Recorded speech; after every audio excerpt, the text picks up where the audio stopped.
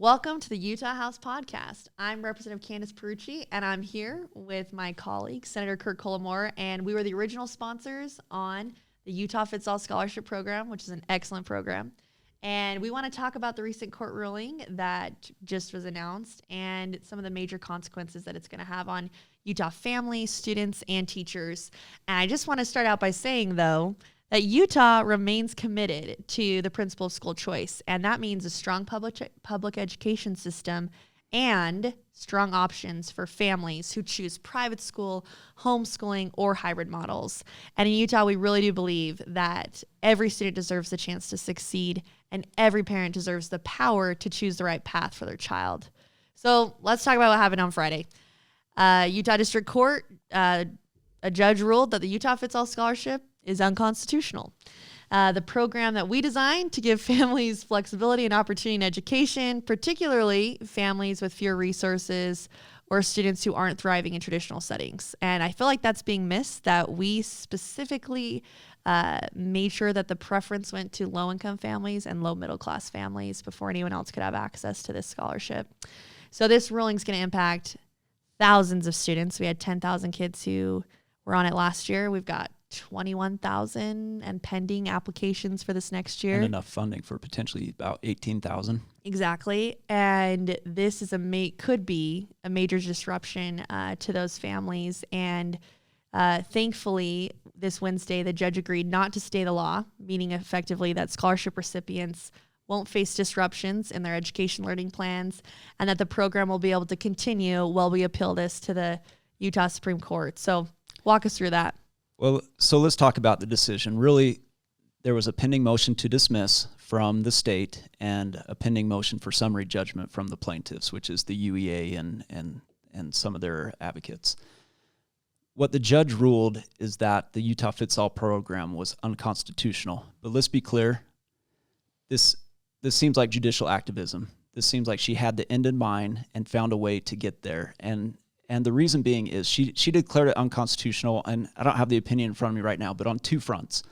One, saying that the legislature cannot create education programs outside of public education. That's absurd. Been doing that for a while. And then two, that income tax cannot be used for this type of a program, which is just facially false again.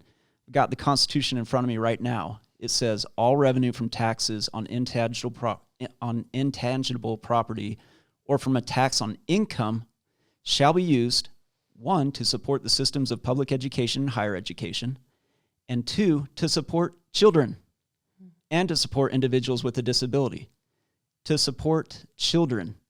I don't know how you read that and then decide that you need to go to Tribune articles to better define what that means. When something is unambiguous on its face, you take it for what it says. And so to say that income tax can't be used on this is just false. And then for her to make these decisions and not deem them to be political decisions, we had 2/3 of the legislature that approved this program. Mm-hmm. We had the governor sign off on this program. This program has been law for almost 2 years now and implemented for more than a year with 10,000 kids benefiting from it right now.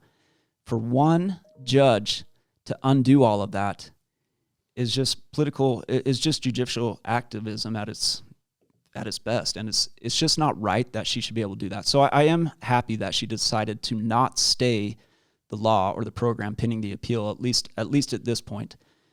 But the legal, the mental gymnastics that you had to get to that ruling are difficult to swallow, particularly when you just look at the plain language of our Constitution. I mean, we worked on this bill for more than 2 years before it finally passed. Yeah. We worked with numerous attorneys.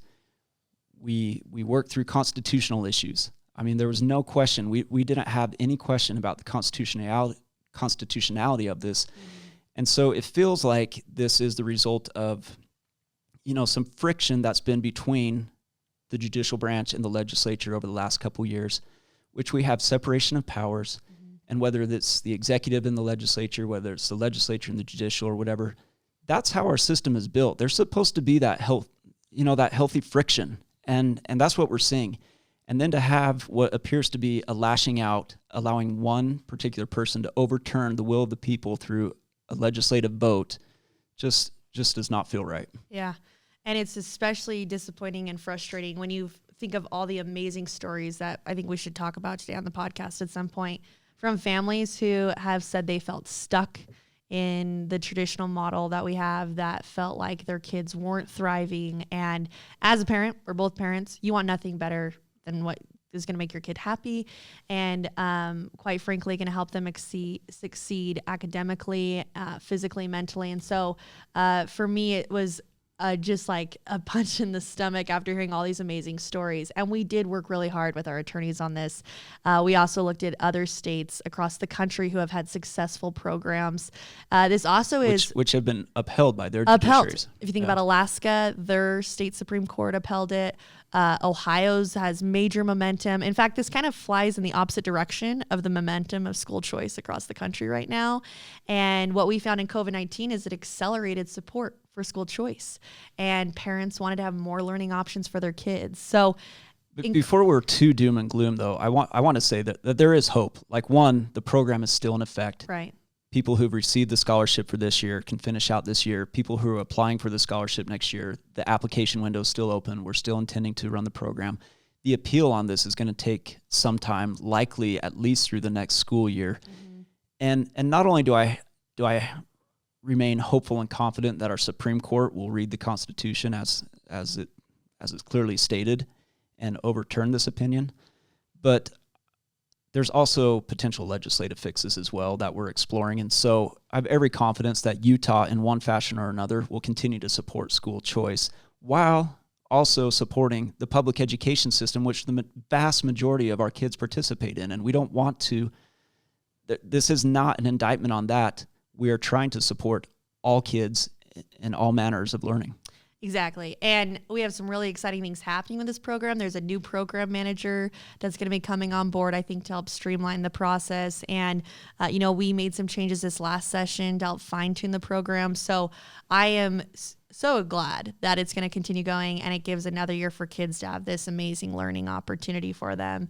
And so, there's a lot of people are still wondering, but, we want them to keep applying. We want parents to keep reaching out to their legislator, to the governor, to their elected officials, and let them know they support this program. But it certainly makes people feel a little uncomfortable and a little bit left in limbo. And we don't want our teachers or students to feel in limbo. I think one thing that we haven't talked about a lot as part of this amazing bill was it was a grand compromise, right? And it was us focusing on teachers and students, driving it right down to the core of education. And so part of this was we gave a $6,000 compensation increase to teachers across the state, one of the biggest pay raises in Utah's history. And the union lawsuit of this and this decision actually puts that in jeopardy because the two are interconnected. You have to have the program in effect for that compromise to stand, which means the union not only went after a program that benefits families and children, but also a teacher pay raise, which seems a little bit crazy to me.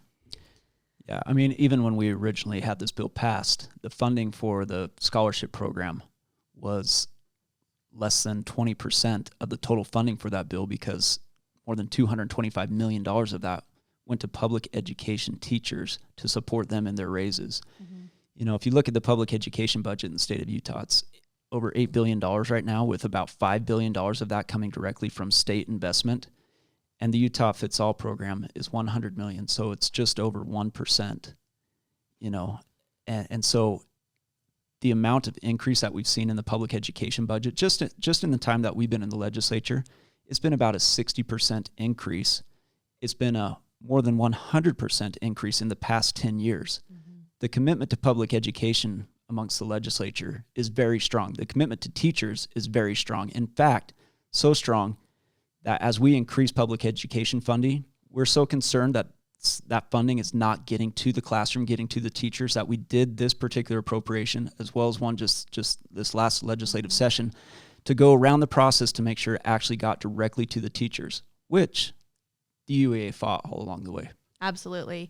And I think, this brings us to a great point. There's been a claim, these scholarship students are getting more than public school students, so they can spend the money on frivolous things, which is not the case. And I think when you do the actual breakdown, Utah spends on average $12,500 per pupil. People will point to the WPU. If you are only looking at the WPU, you are looking at a fraction of what we spend per pupil. And I think that we have to set the record straight on that. We spend a lot, and we are happy to. I mean, I sit on public education appropriations, and we look at some phenomenal programs and some innovative schools across the state that are doing great things. And we want to reward that, and we want to make sure our teachers are getting the resources we need. We also wanted to make sure, as we looked at the scholarship amount, that a low-income family, a middle-class family, could actually have a meaningful experience with this scholarship. Giving them $2,000 does not help a low-income family go to private school or homeschool, right? And so we wanted to look at what is a fair amount, and that's how we arrived at the $8,000, and it's now $4,000 for elementary homeschool kids and $6,000 for high school homeschool children. So that was a really big thing. I think it's important to note, too, the income qualifications guaranteed that of the 10,000 scholarships, I think it was almost 100%, if not really close, went to the lowest income bracket. So these were helping kids and families that potentially wouldn't otherwise have these type of educational opportunities. Yeah, we tied it to the federal poverty level. I mean, we really were trying to be strategic in making sure this was getting to students who historically have not had access to choice. And I just want to hit on a couple. You hit on a lot of really big ones, but just this last session, again, we added $50 million more in teacher salaries. We gave another $50 million for a bonus for educator staff support, right? For the custodians, the people helping make it work. We gave $178 million of another bonus. We gave additional funding for professional liability insurance premiums for Utah educators. We are trying to listen to teachers. And in the past 5 years I've been up here, we've fought for maternity leave for teachers. We've fought for insurance for teachers. We've asked administration to remove the red tape and let teachers actually teach. I don't know any legislator who doesn't genuinely love public education and have a teacher who changed their life growing up, right? And we all have those stories. And so it is sad to me that this program, by its opponents, are painted as adversarial to public ed, when in reality, education should be about what's best for the kid. The system was set up to serve the students. And it felt like this court ruling was prioritizing the system over the students it was meant to serve. I think that's exactly right. I mean, what you highlighted that at the end there, school choice programs, school funding is meant to support students, the families, not any particular institution. And as we support the students and the families, public education will be responsive.